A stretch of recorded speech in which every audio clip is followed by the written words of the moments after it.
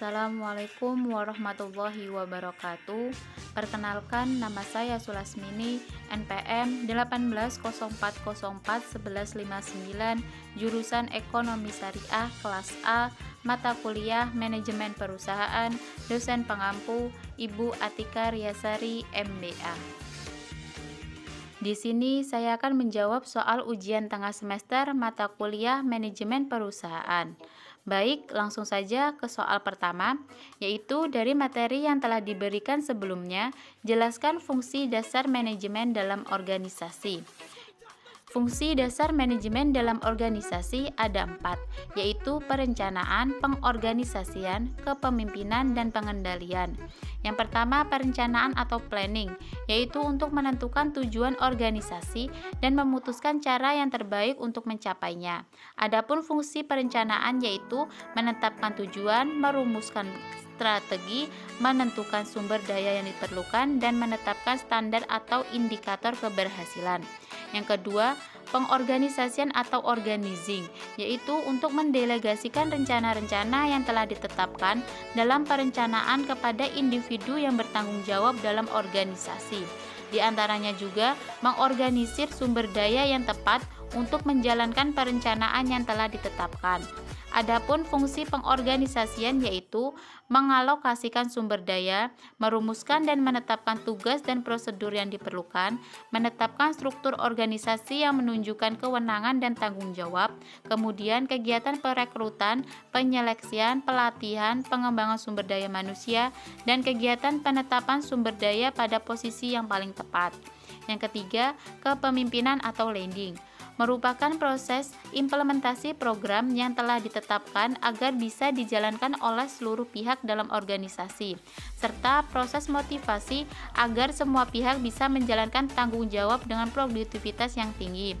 Adapun fungsi kepemimpinan yaitu mengimplementasikan proses kepemimpinan, pembimbingan, dan pemberian motivasi kepada sumber daya manusia agar dapat bekerja secara efektif dan efisien. Kemudian memberikan tugas, penjelasan rutin mengenai pekerjaan dan menjelaskan kebijakan yang ditetapkan. Yang keempat, pengendalian dan pengawasan atau controlling, merupakan proses yang dilakukan untuk memastikan seluruh rangkaian kegiatan yang telah direncanakan, diorganisasikan, dan diimplementasikan bisa berjalan sesuai dengan target sekalipun terjadi perubahan lingkungan bisnis. Adapun fungsi pengawasan yaitu mengevaluasi keberhasilan dalam pencapaian tujuan dan target yang telah ditetapkan, mengambil langkah klarifikasi dan koreksi penyimpangan yang mungkin ditemukan, melakukan berbagai alternatif solusi dari berbagai masalah yang terkait pencapaian tujuan dan target. Selanjutnya, soal nomor 2. Dari link tentang Asia Pulp dan Paper yang diberikan, buatlah analisis manajemennya menggunakan 4 dasar manajemen. Dalam analisis manajemen, PP Sinar Mas ini menggunakan 4 dasar manajemen yaitu perencanaan, pengorganisasian, kepemimpinan, dan pengendalian. Yang pertama, perencanaan atau planning. APP Sinarmas merupakan perusahaan pulp dan kertas global yang meyakini inovasi yang berkelanjutan dan bertanggung jawab dengan menjaga integritas dari rantai pasokan yang sangat krusial untuk operasi APP Sinarmas, seperti komitmen APP Sinarmas dalam visi peta jalan keberlanjutan 2030. Pertumbuhan bisnis APP Sinarmas bergantung pada dukungan orang-orang di sekitar perusahaan seperti mitra, karyawan, dan komunitas. APP Sinarmas pun mengedepankan kerjasama untuk memastikan masa depan yang lebih baik bagi pelanggan, komunitas, karyawan, dan pemegang saham.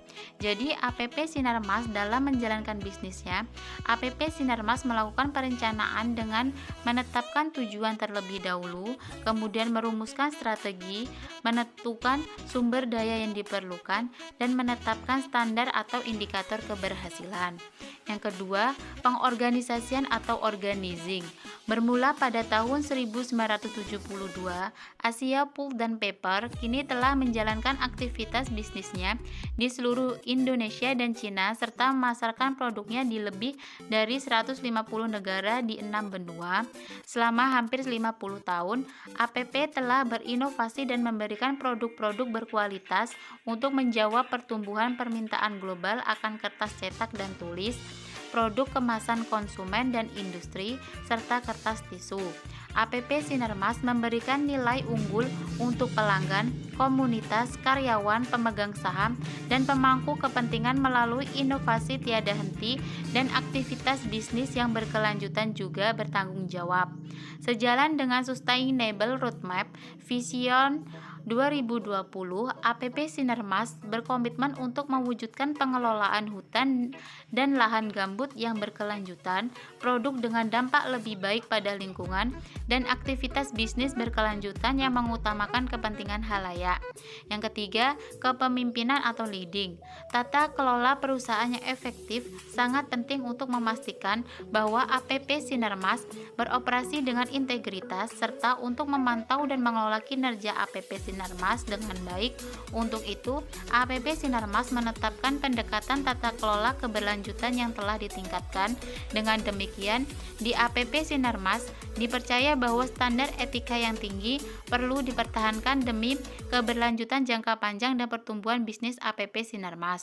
Untuk itu, semua karyawan, terlepas dari tingkatannya, diwajibkan membaca, memahami, dan mematuhi kode etik bisnis yang berlaku di perusahaan, dan semua yang bekerja sama di lokasi operasional APP harus mematuhi peraturan lingkungan, kesehatan, dan keselamatan perusahaan sebagaimana didefinisikan dalam sistem manajemen keselamatan kontraktor APP Sinarmas.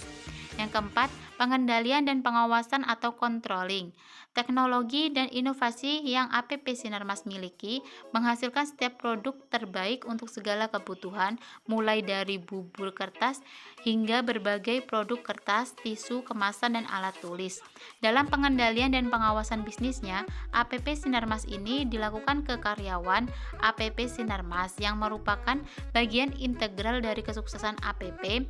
Selanjutnya, lingkungan. Mengingat APP Sinarmas adalah bisnis yang berkelanjutan, kemudian pelanggan dan pemasok yang menompak bisnis APP Sinarmas, selanjutnya pemegang saham dan komunitas global.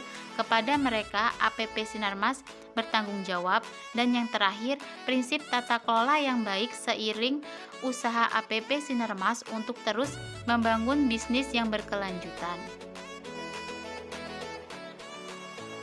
Selanjutnya, soal nomor 3. Jelaskan apa yang dimaksud dengan etika bisnis dan tanggung jawab sosial.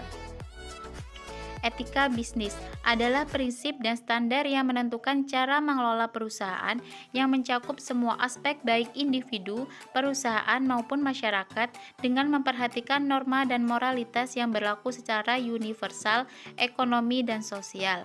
Adapun manfaat etika bisnis yaitu meningkatkan kredibilitas perusahaan. Perusahaan dapat menjelaskan bagaimana menilai tanggung jawab sosial perusahaannya, meningkatkan daya saing perusahaan, meningkatkan kepercayaan investor, dan membangun citra positif perusahaan. Prinsip dari etika bisnis yaitu jujur, memenuhi janji dan komitmen, memiliki integritas, dan memiliki loyalitas. Selanjutnya, tanggung jawab sosial perusahaan.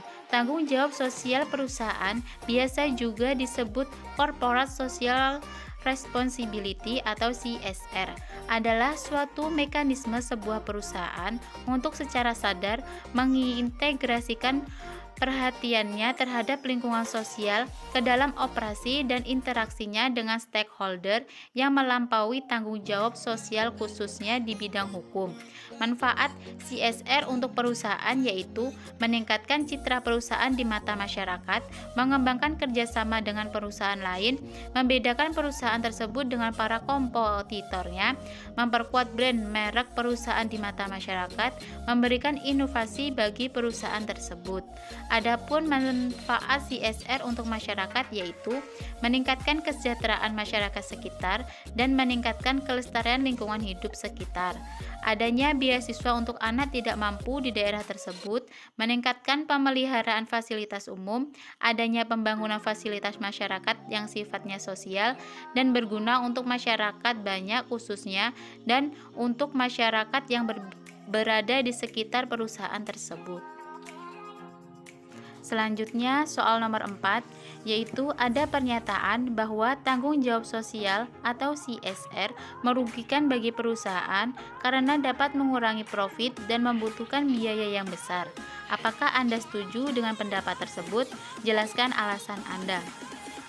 Jawaban saya tidak setuju dengan pendapat tersebut karena menurut saya tanggung jawab sosial atau CSR tidak merugikan bagi perusahaan karena biaya yang dikeluarkan oleh perusahaan ini tidak menyebabkan mengurangi profit, namun malah menampilkan kinerja perusahaan yang baik. Dengan biaya-biaya yang dikeluarkan perusahaan ini menunjukkan besarnya komitmen perusahaan dalam melakukan tanggung jawab sosial. Kegiatan CSR yang dilakukan secara berlanjut dan dalam jangka panjang justru akan membantu perusahaan dalam mengurangi berbagai macam biaya, seperti biaya promosi dan iklan, biaya perekrutan, dan biaya penggantian akibat konflik yang ditimbulkan. Sehingga kegiatan CSR dapat membantu perusahaan dalam mengurangi biaya dan meningkatkan profitabilitas perusahaan. Banyak manfaat yang dapat diperoleh perusahaan setelah melaksanakan kegiatan CSR. Yang pertama, perusahaan akan terhindar dari adanya reputasi negatif sebagai perusak lingkungan yang hanya mengejar keuntungan. Kedua, perusahaan akan mendapatkan rasa hormat dari masyarakat yang membutuhkan perusahaan, seperti karyawan dan pelanggan. Dan yang ketiga, perusahaan akan terhindar dari gangguan lingkungan sekitar, sehingga perusahaan dapat terus menjalankan operasi bisnisnya dengan lancar. Dan yang paling utama, perusahaan akan dapat menjamin kelangsungan hidup usahanya untuk jangka panjang. Sekian jawaban yang bisa saya jawab dari soal-soal ujian tengah semester mata kuliah manajemen perusahaan ini. Semoga hasilnya tidak mengkhianati usaha. Saya akhiri, wassalamualaikum warahmatullahi wabarakatuh.